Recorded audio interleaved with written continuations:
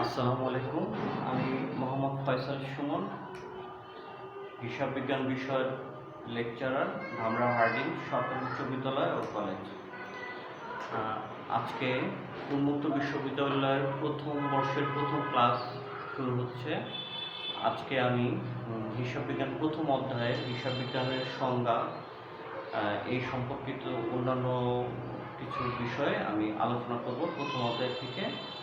তো প্রথম অধ্যায়ে আমরা প্রথমে হিসাব বিজ্ঞানের অর্থ সংজ্ঞা এই বিষয়টা আলোচনা করব। তার আগে আমরা একটু আলোচনা করব যে হিসাব বিজ্ঞানের আগে হিসাব বিজ্ঞান এই বিষয়টাকে বলা হতো হিসাব রক্ষণ। তো হিসাব রক্ষণ বিষয়টা আসছিল এইভাবে যে একটা প্রতিষ্ঠানের যে লেনদেনগুলো হয় সেই লেনদেনগুলোর হিসাব রাখা এবং সেগুলো ফলাফল নির্ণয় করা এই পর্যন্তই যে কাজ, এই কাজকে বলা হতো হিসাব রক্ষণ। কিন্তু আধুনিককালে এই হিসাব রক্ষণকে আরও বিস্তৃত করা হয়, এর সংজ্ঞার ব্যাপকতা বাড়ে, কাজের ব্যাপকতা বাড়ে, তাই এর সংজ্ঞাও পরিবর্তিত হয়। এই বর্তমানে এর সংজ্ঞা দাঁড়িয়েছে এরকম যে একটি প্রতিষ্ঠানের যে সকল লেনদেনগুলো হয় সেই লেনদেনগুলো লিপিবদ্ধকরণ, শ্রেণীবদ্ধকরণ, সংক্ষিপ্তকরণ, ফলাফল নির্ণয়, সেই ফলাফলগুলোকে তথ্য আকারে সকলের বা যাদের নিকট এটা তথ্যগুলো প্রচার করা প্রয়োজন তাদের কাছে সেগুলো প্রচার করার এই সার্বিক বৈজ্ঞানিক কাজকেই হিসাব বিজ্ঞান বলে। তো হিসাব বিজ্ঞানের বর্তমানে যে রূপরেখা সেই রূপরেখা আগের তুলনায় অনেক বৃদ্ধি পেয়েছে। আমরা বুঝতে পারছি সংজ্ঞা থেকেই যে আগের সংজ্ঞাটা ছিল শুধু ফলাফল নির্ণয় পর্যন্ত, একটা প্রতিষ্ঠানের লেনদেনগুলো হলে সেটা লেখা এবং শুধু ফলাফল নির্ণয়। কিন্তু বর্তমানে যেটা বলা হচ্ছে যে একটা প্রতিষ্ঠানের যে লেনদেনগুলো ঘটে সেই লেনদেনগুলোর লিপিবদ্ধকরণ, শ্রেণীবদ্ধকরণ, সংক্ষিপ্তকরণ, ফলাফল নির্ণয়, সেই ফলাফলের তথ্য বিভিন্ন তথ্য উপাত্ত প্রস্তুত এবং সেই তথ্য উপাত্তগুলো প্রয়োজনীয় ব্যক্তিবর্গের কাছে পৌঁছে দেওয়ার টোটাল কাজগুলোর বৈজ্ঞানিক উপায়কে বলা হয় হিসাব বিজ্ঞান। তো হিসাব বিজ্ঞানের পরবর্তীতে আমরা যেটা আলোচনা করতে পারি সেটা হচ্ছে হিসাব বিজ্ঞানের উৎপত্তি নিয়ে আমরা একটু আলোচনা করতে পারি। হিসাব বিজ্ঞানের উৎপত্তি আমরা জানি, অনেকেই যারা এর আগে কমার্সে পড়াশোনা করেছো তোমরা, আমরা অনেকেই জানি যে হিসাব বিজ্ঞানের উৎপত্তি মূলত রোমে। এটা সাল ছিল 1494 সাল। সেখানকার একজন ধর্মযাজক লুকা প্যাসোইলি তিনি একটি বই রচনা করেন। বইটির নাম ছিল সুম্মা ডি অ্যারিথমেটিকা জিওমেট্রিও প্রপোর্শনালিটা। সেই বইতে তিনি প্রথম হিসাব বিজ্ঞানের সংজ্ঞা বা হিসাব বিজ্ঞানের প্রয়োগ কীভাবে হতে পারে সেই নিয়ে তিনি আলোচনা করেছিলেন। সেখান থেকে হিসাব বিজ্ঞানের জন্ম আমরা বলতে পারি। তারপর বিভিন্ন সময়ে হিসাব বিজ্ঞানের কলাকৌশল, তার বিভিন্ন প্রয়োগ বা বিভিন্ন ব্যবহার সেগুলো বিস্তৃত হয়েছে, কাজ বিস্তৃত হয়েছে এবং এই বিস্তৃতির সাথে সাথে এটা মানুষের বিভিন্ন, বিশেষ করে ব্যবসায়িক ক্ষেত্রে এক যুগান্তকারী অবদান রেখেছে। হিসাব বিজ্ঞান নিয়ে আমরা এর পরবর্তীতে যেটা আলোচনা করতে পারি যে হিসাব বিজ্ঞানের কার্যাবলী। আধুনিককালে হিসাব বিজ্ঞানের কার্যাবলী খুবই ব্যাপক, মানে এটা বলে শেষ করা যাবে না। অনেক রকমের কার্যাবলী হিসাব বিজ্ঞান করে থাকে, তার মধ্যে থেকে আমরা কিছু পয়েন্ট আলোচনা করতে পারি। সেটা হচ্ছে গিয়ে লেনদেন চিহ্নিতকরণ। এটা আমরা জানি অনেকে যে লেনদেন কাকে বলে। আমরা সারাদিন যা করি বা প্রতিষ্ঠানে প্রতিদিন যা করা হয় সবই হচ্ছে গিয়ে ঘটনা। এই ঘটনার মধ্যে থেকে যেগুলো অর্থ সংশ্লিষ্ট এবং যেখানে দুটো পক্ষ থাকবে এবং অর্থ সংশ্লিষ্টতা থাকবে সেটাকে আমরা লেনদেন বলবো। অর্থাৎ আমাদের দৈনন্দিন আমরা যা করি সবই ঘটনা, কিন্তু এই ঘটনার মধ্যে থেকে যেই ঘটনার সাথে অর্থ সংশ্লিষ্ট এবং এই অর্থের দুটি পক্ষ থাকবে, এই সংশ্লিষ্টতার সাথে দুটি পক্ষ থাকবে, সেটাকে আমরা লেনদেন বলতে পারি। তো লেনদেন চিহ্নিতকরণ এই বিষয়টা আমরা কীভাবে বুঝতে পারি? লেনদেন চিহ্নিতকরণ অর্থাৎ এই যে সারাদিনের যে ঘটনা, একটা প্রতিষ্ঠানে যেসব ঘটনাগুলো ঘটে সেই ঘটনাগুলো থেকে কোনগুলো লেনদেন সেটা বের করা, এটাকে বলা হয় লেনদেন চিহ্নিতকরণ। এরপরে আমরা বলতে পারি লেনদেন লিপিবদ্ধকরণ, অর্থাৎ যে আমরা লেনদেনটা যখন বুঝতে পারবো যে এটা লেনদেন, তারপর সেটাকে লিপিবদ্ধ করা, এটাও হিসাব বিজ্ঞানের কার্যাবলীর মধ্যে পড়ে। তারপর হচ্ছে কি শ্রেণীবদ্ধকরণ। শ্রেণীবদ্ধকরণ বলতে বোঝায় খতিয়ান প্রস্তুত করা, এক একটা হিসাবকে আলাদা আলাদা করে যে শ্রেণীতে আলাদা আলাদা শ্রেণীতে লেখাটাকে বলা হয় শ্রেণীবদ্ধকরণ। এরপরে আমরা বলতে পারি গাণিতিক শুদ্ধতা। গাণিতিক শুদ্ধতা আমরা অনেকেই জানি যে রেওয়ান প্রস্তুত করা, এটাকে বলা হয় গাণিতিক শুদ্ধতা। জের টানা, খতিয়ান প্রস্তুত করা, সেটাই হচ্ছে গিয়ে জের টানা। তারপর হচ্ছে গিয়ে ফলাফল, আর্থিক ফলাফল নির্ণয়। আমরা জানি যে একটা প্রতিষ্ঠানের একটা হিসাব কাজ শেষে তার আর্থিক ফলাফল জানার জন্য সকলে উদ্গ্রীব থাকে। সেই ফলাফল বের করা, সেটা হিসাব বিজ্ঞানের খুব বড় কাজের মধ্যে একটি কাজ, যে বছর শেষে ফলাফল নির্ণয় করার প্রয়োজন হয়। এরপরে আরও অনেকগুলো পয়েন্ট আছে যে হিসাব বিজ্ঞানের কাজ সম্পর্কে, আমি আর খুব একটা বেশি আলোচনা করবো না। তবে এখানে একটা কতগুলো বাহ্যিক বিষয় নিয়ে একটু আলোচনা করা প্রয়োজন, যেটা হচ্ছে গিয়ে হিসাব বিজ্ঞানের ব্যবস্থাপীয় কিছু কার্যাবলী, তথ্য সরবরাহ, যেটা হিসাব বিজ্ঞানের বিস্তৃতি এখন আরও বেশি। তো এই জন্য যারা ব্যবস্থাপক আছে তাদেরকে বিভিন্ন রকমের তথ্য সরবরাহ করা লাগে। এই তথ্য সরবরাহ না করলে দেখা যায় যে প্রতিষ্ঠানের যে শেয়ার, সেগুলো বিক্রি করে জনসাধারণের মধ্যে, তাদের কাছে যদি সব রকমের তথ্য সরবরাহ করা না হয়, তাহলে কিন্তু এই শেয়ারগুলো সবাই কিনতে আগ্রহী হয় না। তো সঠিকভাবে তথ্যগুলো সরবরাহ করা লাগে। এছাড়াও আমাদের বিভিন্ন ঋণ, যারা আমরা মানে আমাদের প্রতিষ্ঠান বিভিন্ন রকমের ঋণ গ্রহণ করে, সেই ঋণ যাদের কাছ থেকে আমরা নিই, সেই ঋণের অর্থ কিভাবে পরিশোধ করা লাগবে বা কিভাবে আমরা ঋণের অর্থটা পেতে পারি, এগুলোর জন্য আমাদের বিভিন্ন রকম তথ্য প্রদান করা প্রয়োজন হয়। সরকারি যে সরকারি ইনকাম ট্যাক্স, এরকম বিভিন্ন কিছু দেওয়ার প্রয়োজনও আমাদের বিভিন্ন রকমের তথ্য প্রদান করা লাগে। এগুলোকে বলা হয় ব্যবস্থাপকীয় কার্যাবলী। তারপর হচ্ছে ব্যয় নিয়ন্ত্রণ। এটা আমার খুব ভালো করে জানি, একটা প্রতিষ্ঠান যদি ব্যয় নিয়ন্ত্রণ করতে না পারে, তাহলে সেক্ষেত্রে সেই প্রতিষ্ঠানে ভালো লাভের মুখ দেখতে পারবে না, প্রফিটের মুখ সে সঠিক দেখতে পারবে না। এই জন্য তার ব্যয় নিয়ন্ত্রণ করা খুবই প্রয়োজন। তো এই হচ্ছে কি হিসাব বিজ্ঞানের কার্যাবলী থেকে মূলত কিছু আলোচনা। আমরা যেহেতু আজকে প্রথম অধ্যায় নিয়ে আলোচনা করব, প্রথম অধ্যায় আসলে থিওরিটিক্যাল বিষয়গুলোই বেশি। তো এই থিওরিটিক্যাল বিষয়গুলো থেকে মূল কিছু বিষয় আলোচনা করা হচ্ছে এখানে।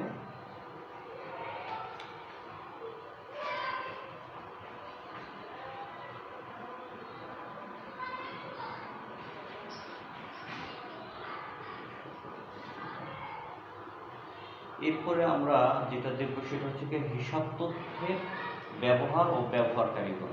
এই জিনিসটা আমরা এখন দেখবো যে এই যে হিসাব বিজ্ঞানের যে তথ্য কারা কারা ব্যবহার করে, কি কাজে তারা ব্যবহার করে, এই বিষয়গুলো আমরা এখন একটু দেখবো।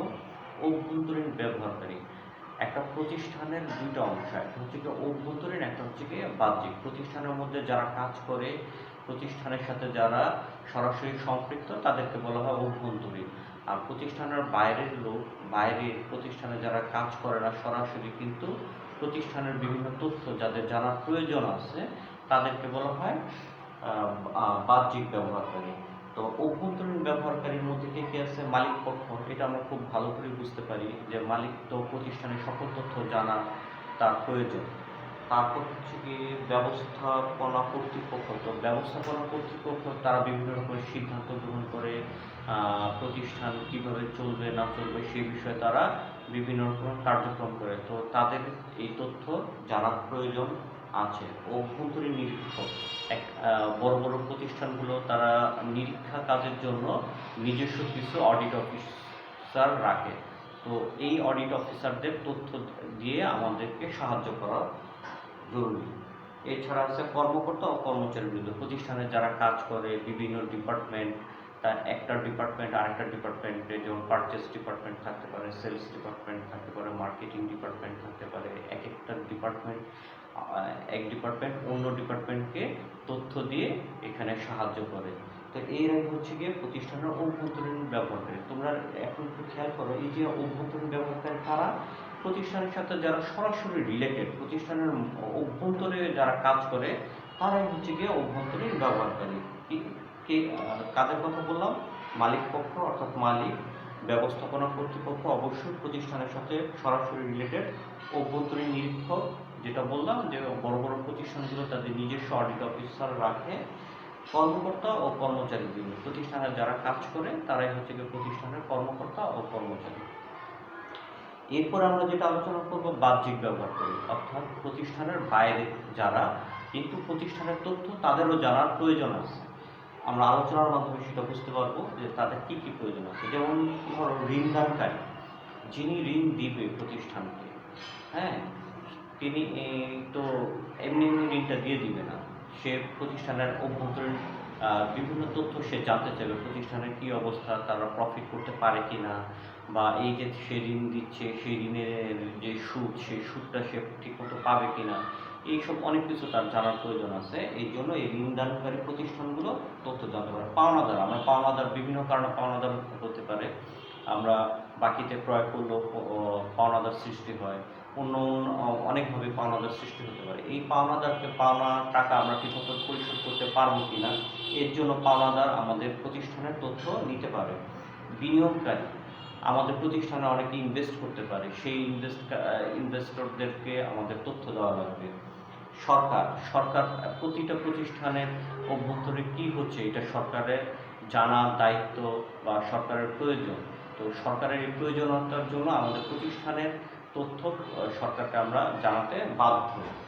ভোক্তা যারা আমাদের পণ্য, আমাদের প্রতিষ্ঠানের যে আমরা পণ্যগুলো উৎপাদন করি বা আমরা যে পণ্যগুলো সেল করি, সেই পণ্যগুলো যেসব ভোক্তারা ব্যবহার করে তারাও আমাদের সম্পর্কে জানতে পারে। আমাদের প্রতিষ্ঠানের পণ্য ভালো মন্দ বা আমাদের অভ্যন্তরীণ আমরা কীভাবে চলছি, আমাদের মূল্যবোধ, জবাবদিহিতা, এই জাতীয় জিনিসগুলো আমাদের আছে কিনা, এগুলো ভোক্তারা জানতে পারে। এটা তাদের একটা অধিকার বলতে পারি আমরা। গবেষক, অনেক সময় দেখা যায় বিভিন্ন গবেষণা প্রতিষ্ঠান আমাদের কাছে দিতে পারে, তার গবেষণার কাজের জন্য তারা সাহায্য চেতে পারে, এই জন্য আমরা তাদেরকে তথ্য সরবরাহ করব। বণিক সমিতি বলতে বোঝায় ব্যবসায়িক সমিতি যারা, তাদেরকে বলা হয় বণিক সমিতি। তো ব্যবসায়িক সমিতি আমাদের প্রতিষ্ঠান সম্পর্কে তথ্য নিতে পারে। তারপর হচ্ছে গিয়ে জনগণ, এটা ভোক্তার মতোই আমরা আলোচনা করলাম। তারপর হচ্ছে বাহ্যিক নিরীক্ষক, অনেক সময় আমাদের প্রতিষ্ঠানের বাইরে কিছু অডিট অফিসার তারা আমাদের কাছ থেকে তথ্য নিতে পারে, হয়তো আমাদের প্রতিষ্ঠানে আমরা কীভাবে হিসাবগুলো রাখছি, আমাদের প্রতিষ্ঠানের রাখার নিয়মগুলো তারা নিজেরাও শেখার জন্য অথবা আমাদেরকে কিছু শেখানোর জন্য তারা আমাদের তথ্যগুলো নিয়ে জানতে চাইতে পারে। এটা ওই নিরীক্ষক যিনি, তারও হয়তো প্রয়োজন পূরণ হবে অথবা আমাদের কিছু প্রয়োজন পূরণ হতে পারে। শ্রমিক সংঘগুলো আমাদের প্রতিষ্ঠানের অনেক তথ্য নিতে পারে। বিভিন্ন এগুলো রাজনৈতিক প্রয়োজন হয়, আমাদের প্রতিষ্ঠান কীভাবে চলছে না চলছে এই বিষয়ে জানতে তাদেরও তথ্য নেওয়ার মতো অধিকার তাদের আছে। আমরা এরপরে যেটা নিয়ে আলোচনা করব,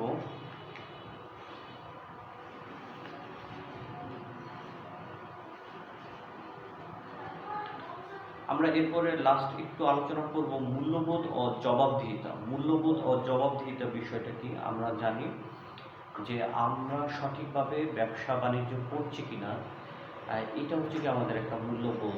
আমি যে প্রোডাক্টটা তৈরি করলাম, আমি যে পণ্যটা বাজারে বিক্রি করলাম, এই যে পণ্যটা মানুষের উপকার হবে কিনা, অথবা আমি ন্যায্য দাম নিচ্ছি কিনা, বা পণ্যটার মধ্যে আমি কোনো ভেজাল কিছু দিচ্ছি না, তো এই জিনিসগুলো খেয়াল করে, এগুলোই হচ্ছে কি আমাদের মূল্যবোধ। আমাদের ব্যবসা করতে গেলে অবশ্যই মূল্যবোধটা ঠিক রাখতে হবে যে আমরা এই সমাজে থেকে কাজ করছি, এই সমাজের মানুষকে হয়তো আমি কিছু সেবা দিচ্ছি, এই সমাজের মানুষকে হয়তো কিছু আহ, পণ্য আমি দিচ্ছি, কিন্তু এই সমাজের মানুষ থেকে কিন্তু আমি অর্থ নিচ্ছি, যে অর্থ দিয়ে আমার প্রতিষ্ঠানটা টিকে থাকে। এবং এই অর্থ দিয়ে আমি নিজে, আমার পরিবার বা আমার প্রতিষ্ঠানে যারা কাজ করে তারা সবাই এই অর্থের বিনিময়ে তারা বেঁচে থাকে। অতএব এই যে মানুষের মাঝে, এই সমাজের মাঝে যে আমি পণ্যগুলো বিক্রি করলাম বা সেবাগুলো বিক্রি করলাম, এই পণ্য বা সেবা মানুষের উপকার হচ্ছে কি না, বা আমার কারণে কোনো মানুষ কোনো সমস্যায় ঠিক মতন এগুলো ব্যবহার করতে পারতেছে কিনা, অর্থাৎ আমার কারণে যেন কারো কোনো ক্ষতি না হয়, এই জিনিসটি হচ্ছে কি মূল্যবোধ। আর হচ্ছে জবাবদিহিতা। জবাবদিহিতা হচ্ছে কি একটা প্রতিষ্ঠান তার সকল কাজের জন্য সে বিভিন্ন জনের কাছে জবাবদিহি হতে পারে। সে তার পণ্যর জন্য যদি তার কাজের জন্য, যেমন আমরা আমাদের নিজস্ব কাজের জন্য আমরা অনেকজনের কাছে জবাবদিহি হতে পারি, সেজন্য তার ব্যবসা, তার সেবা, তার পণ্য, এগুলোর জন্য সে জবাবদিহি হতে পারে। তো এই হচ্ছে কি প্রতিষ্ঠানের মূল্যবোধ ও জবাবদিহিতা নিয়ে। এরপরে আমরা আরেকটু আলোচনা করব হিসাব বিজ্ঞানের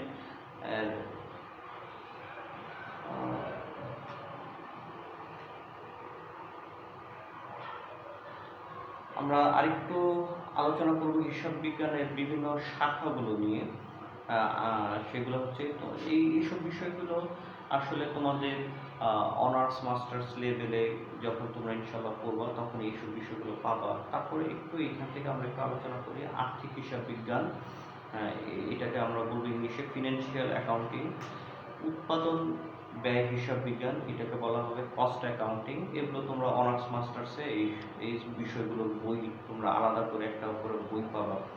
কর হিসাব বিজ্ঞান, ট্যাক্স অ্যাকাউন্টিং, নিরীক্ষা শাস্ত্র, অডিটিং, ব্যবস্থাপনা হিসাব বিজ্ঞান, ম্যানেজমেন্ট অ্যাকাউন্টিং, এরকম আরও অনেকগুলো হিসাব বিজ্ঞানের শাখা তোমরা পাবা ভবিষ্যতে। তো আমি যেগুলোর নাম বললাম এগুলোর বেশিরভাগই হয়তো তোমরা যদি অনার্স মাস্টার্সে এই অ্যাকাউন্টিং বিষয় নিয়ে পড়াশোনা করো তাহলে তোমরা এই বিষয়গুলো এই বিষয়ের বই তোমাদের হয়তো পড়তে হবে। এরপরে আমরা যেটা আলোচনা করব, আমরা হিসাব বিজ্ঞানের সমীকরণ। হিসাব সমীকরণ যেটা, আমরা এই হিসাব সমীকরণ নিয়ে আমরা কিছু আলোচনা করব। আমরা এই হিসাব সমীকরণটা আলোচনা করতে গেলে আমাদেরকে একটু বোর্ডের হেল্প নেওয়া লাগবে। আমরা একটু বোর্ডে দেখি।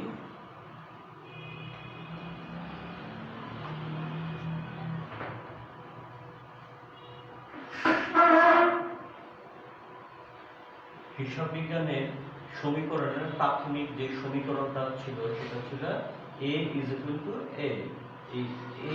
এই দিয়ে যেটা বোঝায় অ্যাসেটস,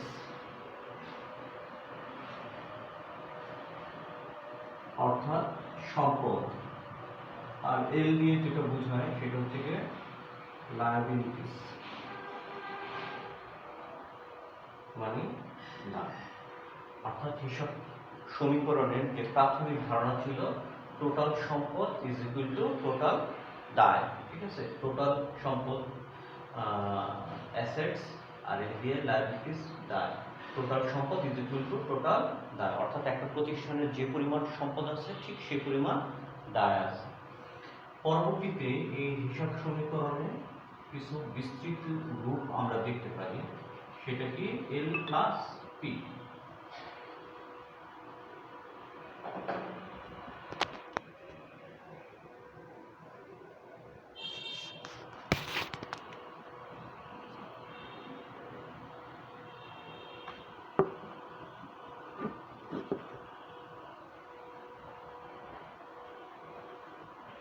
এল প্লাস পি, অর্থাৎ এই পি দিয়ে অভ্যন্তরীণ দায় মানে প্রোপ্রাইটরশিপ,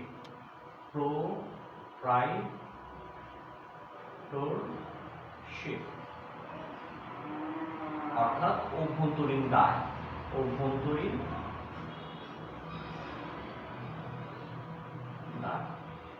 অর্থাৎ এল দিয়ে দায় কিন্তু এটা বহির দায়, আর পি দিয়ে এটাও দায় কিন্তু এটা অভ্যন্তরীণ দায়। তার মানে আমরা দুটো দিয়ে বুঝতেছি দায়। টোটাল সম্পদ ইজ ইকুয়াল টু টোটাল দায়। তো দায়টাকে দুইটা ভাগে ভাগ করা হলো, একটা বহির্দায় একটা অভ্যন্তরীণ দায়। পরবর্তীতে L plus P plus I minus E, অর্থাৎ এখানে আই দিয়ে ইনকাম, আই দিয়ে কি হচ্ছে ইনকাম, ইনকাম মানে আয়, আর এখানে ই, ই যেটা সেটা ই দিয়ে বোঝানো হচ্ছে এক্সপেন্স, অর্থাৎ ব্যয় বা খরচ। ঠিক আছে, অর্থাৎ এখানে L plus P plus I minus E, E দিয়ে হচ্ছে কি এক্সপেন্স। আচ্ছা, এখানে দেখা যাচ্ছে এই যে পি দিয়ে প্রোপ্রাইটরশিপ মানে মালিকানা সত্ত্ব, মালিকানা সত্ত্ব বাড়বে যদি প্রতিষ্ঠানে ইনকাম হয়, তাহলে মালিকানা সত্ত্ব বাড়বে, আর প্রতিষ্ঠানে যদি ব্যয় হয় বা খরচ হয় তাহলে মালিকানা সত্ত্বটা কমবে। এরপরে আমরা যাই দেখি L plus P plus I minus E, এটা আমরা ব্র্যাকেটটা উঠিয়ে দিলাম। তারপরে আমরা যেটা দেখি সেটা হচ্ছে এ প্লাস ই। কিভাবে এটা প্লাস হলো, আমরা এটার সাইড চেঞ্জ করলাম, এই পাশে ছিল মাইনাস ই, এই পাশে নিয়ে আসলাম, সেটা হয়ে গেল কি plus E.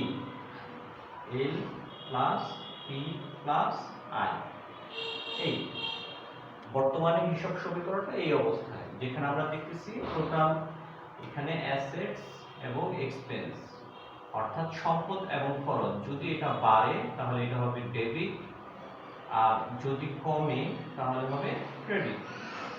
R L plus P plus I, অর্থাৎ এখানে দুইটা বিষয়, কিন্তু এই যে এই এতটুকু জায়গায় আমরা দুইটা বিষয় দেখতে পাচ্ছি, একটা হচ্ছে গিয়ে দায়, অর্থাৎ এল এবং পি দুইটা মিলে হচ্ছে দায়, আর আই দিয়ে হচ্ছে গিয়ে আয়, ইনকাম, ইনকাম আয়। তো এই দায় এবং আয় এই দুইটা যদি বাড়ে, বাড়লে ক্রেডিট, দায় এবং আয় বাড়লে ক্রেডিট, কমলে ডেবিট। এই হচ্ছে কি আমাদের হিসাব সমীকরণের পরবর্তী রূপ। শুরুতে আমাদের হিসাব সমীকরণ ছিল এই পর্যন্ত, এ ইজ ইকুয়াল টু এল, তারপর পরবর্তীতে এগুলো বাড়তে বাড়তে বাড়তে শেষ পর্যন্ত হিসাব সমীকরণটা এইভাবে এসে দাঁড়িয়েছে, A plus E is equal to L plus P plus I, যে জায়গায় অ্যাসেটস এবং এক্সপেন্স, অ্যাসেটস মানে কি সম্পদ, অ্যাসেটস সম্পদ, আর ই দিয়ে এক্সপেন্স মানে ব্যয়, এই দুটো যদি বাড়ে ডেবিট, কমলে ক্রেডিট, আর দায় এবং আয় বাড়লে ক্রেডিট, কমলে ডেবিট। তো আজকে এই পর্যন্তই থাক, ইনশাল্লাহ আগামী দিন তোমাদেরকে পরবর্তীতে আরো বিশেষ কিছু আলোচনা করব, হিসাব সমীকরণের সম্পর্কে আরো বিস্তারিত আগামী ক্লাসে ইনশাল্লাহ আলোচনা করব। আজকে এই পর্যন্ত, আসসালামু আলাইকুম।